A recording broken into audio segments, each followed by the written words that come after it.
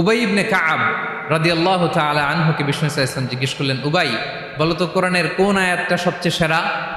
উবাই জানেন, তারপরে বললেন আল্লাহু ওয়া রাসূলুহু আ'লাম, আল্লাহ রাসূল ভালো জানেন। দেখেন কত বিনয়ী ছিলেন সাহাবারা, জেনেও উত্তর দিতে চাইতেন না, ভাবতেন না জানি বিষ্ণুনবী নতুন কিছু আমাদেরকে জানায়। বিষ্ণুনবী আবার বললেন, তুমি কি জানো কোরআনের সবচেয়ে শ্রেষ্ঠ আয়াত কোনটা? এবার উবাই ভাবলেন এবার আমি উত্তরটা দিয়েই দিই। তিনি বললেন আয়াতুল কুরসি, আল্লাহু লা ইলাহা ইল্লা হুয়াল হাইয়ুল কাইয়্যুম, এটা শ্রেষ্ঠ আয়াত। বিষ্ণুনবী খুশি হয়ে উবাই ইবনে কাবের বুকে একটা চাপড় মারলেন, এরকম আদরের চাপড় দিয়ে বললেন, লিয়াহনিকাল ইলমু ইয়া আবুল মুনজির, হে আবুল মুনজির, জ্ঞান এবং প্রজ্ঞা তোমার জন্য মোবারক হোক, তুমি ঠিক বলেছো। সুবহানাল্লাহ পড়ে। আলহামদুলিল্লাহ, ইন্নাল হামদালিল্লাহি নাহমাদুহু ওয়া নাস্তাঈনুহু ওয়া নাস্তাগফিরুহ ওয়া নু'মিনু বিহি ওয়া নাতাওয়াক্কালু আলাইহি ওয়া নাউযু বিল্লাহি মিন শুরুরি আনফুসিনা ومن سيئات أعمالنا من يهده الله فلا مضل له ومن يضلل فلا هادي له أي فلن تجد له وليا مرشدا ونشهد أن لا إله إلا الله وحده لا شريك له هو الذي لا ضد له ولا ند له لا مثل له ولا مثيل له لا وزير له ولا كفيل له। আয়াতটির নাম আয়াতুল কুরসি। কি নাম? 255 নম্বর আয়াত, সূরাতুল বাকারা, আয়াত নাম্বার 200, সবাই বলুন 255 নম্বর আয়াত। মুখস্থ আছে সবার? পড়েন তো, পড়েন। এটা আয়াতুল কুরসি, এটা কোরআনের সবচাইতে দামি আয়াত। 6236টা আয়াতের মধ্যে থেকে সবচাইতে দামি আয়াত এটা। আযমু আয়া ফিল কোরআনিল কারীম, আল্লাহর কোরআনের সবচাইতে দামি আয়াত, the greatest verse in the Quran. উবাই ইবনে কাআব রাদিয়াল্লাহু তাআলা আনহুকে বিষ্ণু সাল্লাল্লাহু আলাইহি ওয়াসাল্লাম জিজ্ঞেস করলেন, উবাই বলো তো কোরআনের কোন আয়াতটা সবচেয়ে সেরা? উবাই জানেন, তারপরে বললেন আল্লাহু ওয়া রাসূলুহু আ'লাম, আল্লাহ রাসূল ভালো জানেন। দেখেন কত বিনয়ী ছিলেন সাহাবারা, জেনেও উত্তর দিতে চাইতেন না, ভাবতেন না জানি বিষ্ণুনবী নতুন কিছু আমাদেরকে জানায়। বিষ্ণুনবী আবার বললেন, তুমি কি জানো কোরআনের সবচেয়ে শ্রেষ্ঠ আয়াত কোনটা? এবার উবাই ভাবলেন এবার আমি উত্তরটা দিয়েই দিই। তিনি বললেন আয়াতুল কুরসি, আল্লাহু লা ইলাহা ইল্লা হুয়াল হাইয়ুল কাইয়্যুম, এটা শ্রেষ্ঠ আয়াত। বিষ্ণুনবী খুশি হয়ে উবাই ইবনে কাবের বুকে একটা চাপড় মারলেন, এরকম আদরের চাপড় দিয়ে বললেন, লিয়াহনিকাল ইলমু ইয়া আবুল মুনজির, হে আবুল মুনজির, জ্ঞান এবং প্রজ্ঞা তোমার জন্য মোবারক হোক, তুমি ঠিক বলেছো। সুবহানাল্লাহ পড়ে।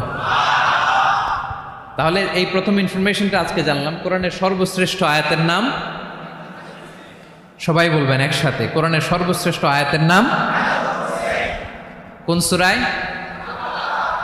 আয়াত নাম্বার 255। এত আয়াত থাকতে এই আয়াতটা কেন সর্বশ্রেষ্ঠ হলো রে ভাই? এর কারণ এই আয়াতের ভেতরে আল্লাহ তাআলা তার নিজের পরিচয় তুলে ধরেছেন।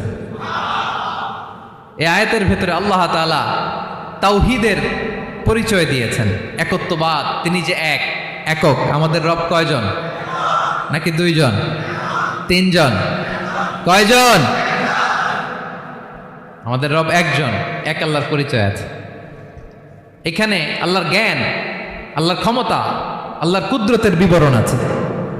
এই একটি আয়াতে আল্লাহর 4টা আসমাউল্লাহিল হুসনা আছে, আল্লাহর 4টা সুন্দর সুন্দর নাম। আল হাই, আল কাইয়ুম, সবশেষে আছে আল আলী, আল আযীম। মোট কয়টা? জোরে বলেন। আল হাইয়ুল কাইয়ুম 2টা, আল হাই একটা, আল কাইয়ুম একটা। ওয়ালা ইয়াউদুহু হিফযুহুমা ওয়া হুয়াল আলিয়ুল, একটা আল আলী আর একটা আযীম। তাহলে মোট আল্লাহর কয়টা নাম আছে এখানে? এজন্য এই আয়াতটা কোরআনের সবচাইতে শ্রেষ্ঠতম আয়াত, আয়াতুল কুরসি। এটা আপনারা পড়বেন। বিষ্ণু ঈসা ইসলাম বলেন, মান ক্বরাআ আয়াতুল কুরসি দুবুরা কুল্লি সলাতিন মাকতুবাতিন লাম ইয়ামনাহু মিন দুখুলিল জান্নাতি ইল্লাল মাউত।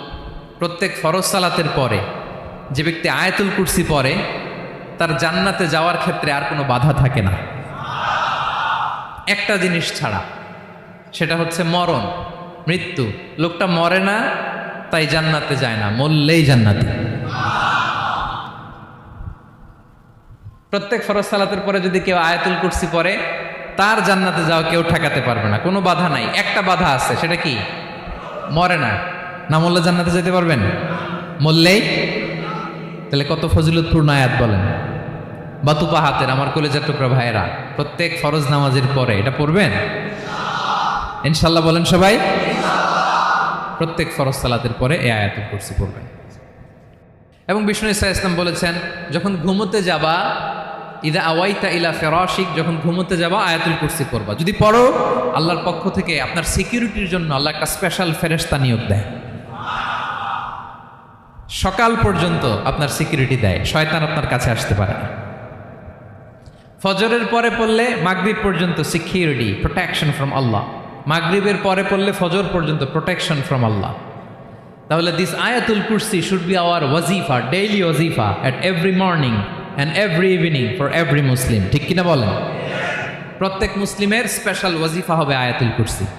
ফরজ নামাজের সালাম ফিরানোর পরে আস্তাগফিরুল্লাহ আস্তাগফিরুল্লাহ আস্তাগফিরুল্লাহ 3 বার, সুবহানাল্লাহ 33 বার, আলহামদুলিল্লাহ 33 বার, আল্লাহু আকবার 33 বার, লা ইলাহা ইল্লাল্লাহ ওয়াহদাহু লা শারীকা লাহু, এগুলো পড়ার পরে আমরা আয়াতুল কুরসি পড়ব। তাহলে জান্নাতে ঢোকার এন্ট্রি আমার কেউ ঠেকাতে পারবে। তাহলে পড়বেন সবাই আয়াতুল কুরসি। এই হচ্ছে আয়াতুল কুরসির ফজিলত। জাদু টোনা, বান, ব্ল্যাক ম্যাজিক, এগুলোর অনিষ্ট ক্ষতি আছে না নাই? অনেকের সমস্যা, বলে হুজুর ব্ল্যাক ম্যাজিক করেছে, জাদু করেছে, বান মেরেছে। এগুলো থেকে আল্লাহ তাআলা আপনাকে প্রোটেকশন দিবে। শয়তান আপনাকে ওয়াসওয়াসা দিতে পারবে না, কাছে আসতে পারবে না। জিন এসে আপনার ডিস্টার্ব করতে পারবে না। জিন পরে ডিস্টার্ব করে না? হ্যাঁ, এই প্যারানর্মাল বিষয়গুলো, সুপার ন্যাচারাল যেগুলো, জিন পরি ডিস্টার্ব করে। আয়াতুল কুরসি পরে ফু দিবেন, কাছেও আসবে না। সুবহানাল্লাহ।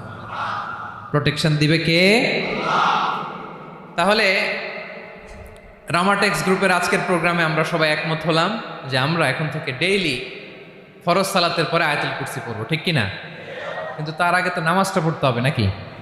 হ্যাঁ, 5 ওয়াক্ত সালাত জামাতের সাথে পড়বেন তো? হাত তুলেন, ওয়াদা করেন আল্লাহর সাথে, বলেন আল্লাহ, হাত তুলে ওয়াদা করলাম 5 ওয়াক্ত নামাজ জামাতের সাথে আদায় করার চেষ্টা করব, তুমি তৌফিক দাও। আওয়াজ করে পড়ুন আমিন। আর নামাজের পরে আয়াতুল কুরসি পড়বেন ইনশাআল্লাহ। বলেন